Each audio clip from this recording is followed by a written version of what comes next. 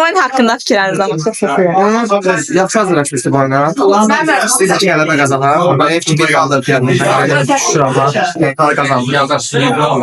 Oyundakı çıxışınız var idi. Məncə yaxşı çıxış oldu. Şükür Allah yaxşı oldu. Komandalısı belə dedim, ona kifayət qədər effektli görünmədi. Amma sizin bu tarifləriniz falan yəni daha çox idi. Bu haqda nə deyə bilərsiniz? Çalışım olmadı. Oldu bəli onda. Komanda heç kilometr olmadı. Yaxşı oldu. Müdafiədə hansı boşluqlar yarandı? Müdafiədə boşluğumuz yox idi. Yaxınlarla keçdi. Hər şey yaxşı. İnşallah ki, diqqətə qalmasın, mübarizə aparırız. Mövsüm ərzində artıq ikinci baş məşqçisi dəyişib. Yəni Elvin Məmmədov komandaya nə kimi yeniliklər gətirib? Hər məçində yeniliklər var, bəli. Məndə yeniliklər var. Şu an yaxşı dərəcə. Komanda içində də vəziyyət yaxşıdır. İnşallah ki, diqqətə qalmasın, yenə deyirəm, mübarizə aparırız. Son pillədə olmaq, yəni belə deyək də, üzərinizdə xüsusi bir baskı yaratmaq. Xeyr, yaratmır. Hər şey yaxşıdır. Gələcək oynanacaq.